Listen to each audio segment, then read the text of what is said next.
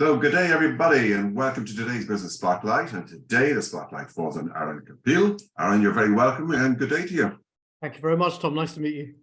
Great to have you on board. So our audience today are dying to hear, what do you do and how long have you been doing it? Great. So we're Spice Company. So we have a unique proposition in that we're sourcing our spices direct from partner farms in India that we've invested in over the last few years. And then I suppose we've kind of split our business into two now, front and back end. So whereby what I call back end is we supply into onward processors. So we get these beautiful fresh spices, SEDEX verified, IPM, which is low pesticide use, direct back to farm, traceable to farm. And we sell those to various onward processors, some of the big global companies that people will have heard of. And then the exciting phase for my part of life anyway, is the brand. We have a consumer facing brand, Green Saffron. And so, yeah, we're front and back end, consumer facing brand, which focuses on helping people to make delicious Indian food at home. And the back end is selling spices to onward processors in the bigger ingredients world. Fantastic. I had a quick look at your website there and you got a good team there. They're all smiling, so they must be happy, I'm sure. So there's lots of really interesting products. So guys, have a look at greensaffron.com. A good place to start.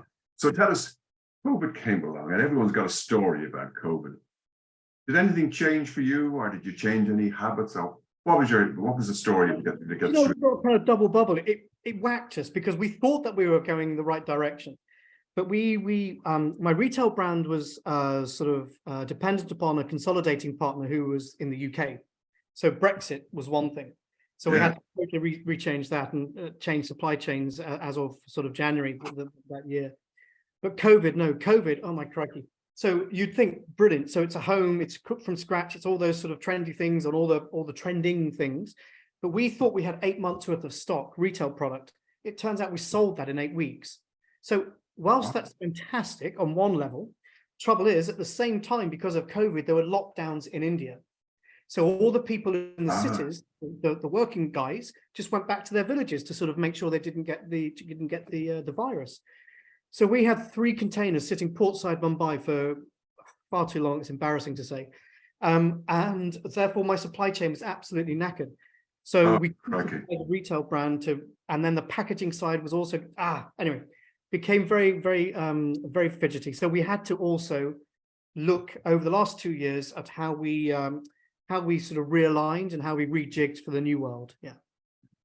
And what change did you then make now? Because obviously your people were working, you're down in Cork, in Mallow. So do you have to make a change where people, obviously your people have got to come into the storehouse, they've got to come into the warehouse to help distribute it. They couldn't work from home, presumably.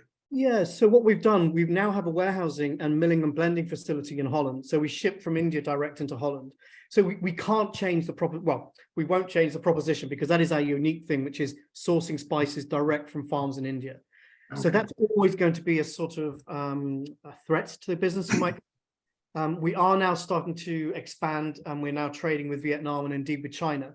But 90% of our trade, and by the end of the year, probably 70% of our trade will be direct to farm in India. So we've switched now whereby we've cut the UK out and we are now working with a strategic partner in the UK. So our main hub is in Holland where we ship through Rotterdam. But for customers in the UK, we leverage the relationship there in terms of warehousing and ship less containers, but containers from India into the UK. So with the UK being a third country now, but our main hub is Holland, and that gives us the opportunity as we do to sell to into Europe. Yeah, Poland, France, as we're selling.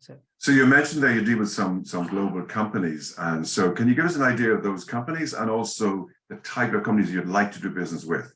Yeah, no, we're thrilled. We're a tiny company. We're sort of in the retail space. We're a kind of a challenger, the challenger brand, and in the ingredient space, we're the disruptor.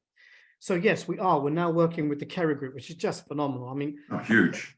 The onboarding process is normally 6 to 9 months. We did it in 2 months because of our sustainability and the ethics that we have around our sourcing. So we're thrilled with that, and that's going very well. We also supply into the biggest red meat company in Europe, a good old Irish company called Dawn Dunbeer, who actually the owners of which have invested in Green Saffron, my company. So excellent. Yeah, so that gives you great credibility. It's correct, and that is the point, which is I'm sure we'll come to at some point, Tom. But credibility is everything. Yeah, So the Brown family, no family better than them. They've invested. Clearly, they have the sustainability message and traceability around their red meat, as does Green Saffron. Do we have with our spices? So it's a sort of natural alignment. Similar ethics, which is good. Yeah, that's fantastic. So incredible growth, and the world's your oyster, literally, many, many ways. Might be the wrong word to use in your business, but so tell me, you've been in business for 15 years. Yeah, so but what has been the biggest learning since you become? Well, I've been and now we've just lost connection. Have we lost connection? We're back again. There we go. So yeah. Okay. I've been in business, you're absolutely right. Green Saffron, we formed, I started in the farmers markets with absolutely nothing. That was the whole challenge to myself. I came to Ireland 2004, did a cookery course, and started in the farmers markets. And I started this, I was earning 180 euros a week as a chef, paying 90 euros a week in rent, and started Green Saffron by selling 2 sachets a week in a farmers market. And here we are now. No, look, I think one of the biggest things, and how do I say, resilience, and it's a bit of a trite word, but it's absolutely true. I've fallen down so many pits, and we have done as a business. But it's reliance upon yourself, it's self-reliance, it's trusting those around you, but more importantly, listening to those around you. And it's always being prepared to be flexible. I've never, well, first of all, I came to Ireland to go back and open a couple of pubs and combine with my music industry life and food. So I didn't come to Ireland with a 40-page business plan all nicely financed out. Yeah. I'll just give Ireland a bit of a go. I love it over here. Fell in life with my Colin Dust, my now wife. Fantastic. And, so no, we've kind of grown organically, and it's only really, if I'm very honest with you, in the last 5 years that we've really put on our big boy pants and gone, hang on, this is really working. And then start to put down the 3-5 year plans and starts to follow. But I think resilience, believing in yourself and believing in your idea. If the idea is right, it will sell. And if it sells, how do you leverage it? And working in a team and you're stronger as a group. I've always believed in collaborations, even in my music industry days. A single person can't shout as loud as a group of people. Certainly sounds like with the partnership investment that you have, that sounds like a really good strategic move to give you that credibility to move you into the market. So a lot of people, I think, I was probably guilty of it myself over the years, that 100% was what I wanted. Yeah, do you know what? Sometimes 90%, 80% of something that making money is an awful lot better. But we learn by mistakes. So tell us, what do you see as the future in the next sort of 5 to 10 years? What would your kind of future look like? So yeah, we're at the moment this year we're going to be relaunching our brand or refreshing our brand. So we're going to come out with a new edgy sort of bit more funky, back to our original sort of ethos of being a bit more edgy in the Indian space in the world. So that's Green Saffron is going to be the brand? Absolutely. And our proposition is kind of born in Ireland, fresh from India. And we intend to be modern India and showing not just the tikas and the kormas of the world, but like the street food and the grilled food, and make Indian food fresh and vibrant, and to really shine the light on the beauty that is the freshness of the spice. And it's the spices in particular that you bring in to enhance those foods. Is that correct? Exactly, because we're the only company in the world. I mean, I know all these global companies have their various supply chains, but they are traditional. We are literally source to source is sort of 10 to 12 weeks, whereas most companies might take a couple of years to sort of bring their spices, warehouse them, grind them, blend them, incorporate them. So we have a proposition, and ours is around flavor and the bedrock of Indian food being spice. So I want to see my brand go global over the next 10 years. So we have a very aggressive plan in terms of capturing our own backyard, Ireland, within the next couple of years, being dominant in the category, UK, and then various territories in Europe. So we're already working with 1,600 stores in Holland with our naan breads. So how do we leverage that into Belgium and Germany and Italy and France? So we want to be in the UK and Europe by year 5 from now. And in terms of the ingredient space, we are putting into place a warehousing and sort of primal cleaning operation in Port India. So we can ship direct from India to worldwide, be it the US or to wherever. So 5 years, we'll see a brand throughout Europe, and in the ingredient side, our own hub within India, which we can supply into our hub in Holland and around the world. Well, that sounds really interesting. It's not just, well, we'll improve by 10%. we're going for big growth here. That's fantastic. And I love the sound of it, I have to say. I personally like Indian food, and but I wish do you help people to tell them how to cook the damn stuff? Yeah, look, I'm really fortunate. You know, a lot of I was at school and all this stuff, and I was in the National Youth Music Theatre when I was younger. So I'm kind of one of those guys that's gone from the stage into the kitchen as opposed to the kitchen to the stage. Yeah, I'm very fortunate.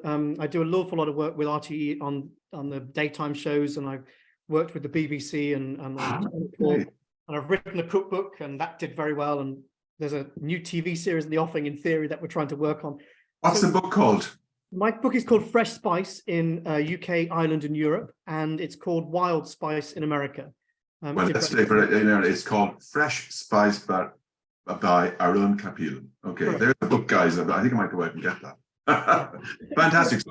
It's all about education, is the point. Yeah, absolutely. So listen, sounds like great plans. So listen, are there any, just to get here, are there any offers you'd like to make to people out there who are in this industry? I presume you'd be targeting also some of the larger retail groups like the Spars, the Londuses, and all these sort of people that you'd like to get introductions into, perhaps to get your product out there. Yeah. We've just moving to a new distributor, route to market, as of 1st July go live, and we're relaunching September, October with a fantastic operation called FMI. So that should look after us for the island of Ireland. But we've been speaking to Sainsbury's in the past and Ocado, but it's the UK. That's, if you consider in my retail space, the size of the prize in Ireland is 7 million. That's a total market size. In the UK, it's around 350 million. So it's the UK is where we need my brand to be. So I'm trying to get into, be it Morrison's or any one of the supermarkets over there, Sainsbury's, Waitrose, whatever that could be. So we're looking for route to market UK. Fantastic. Okay, well, it sounds like you have a really super USP. Arun, as I said, we weren't going to take too long today. We could talk all day. There's an awful lot of interesting things here. Thank you very much indeed for taking your time to give us a little bit of thoughts on what you do. And so for everybody listening and watching here, it is greensaffron.com. Okay, and the person to contact is Arun Kapil. Arun, thank you so much. Have a great day. Thank you very much indeed. Nice to meet. Thank you.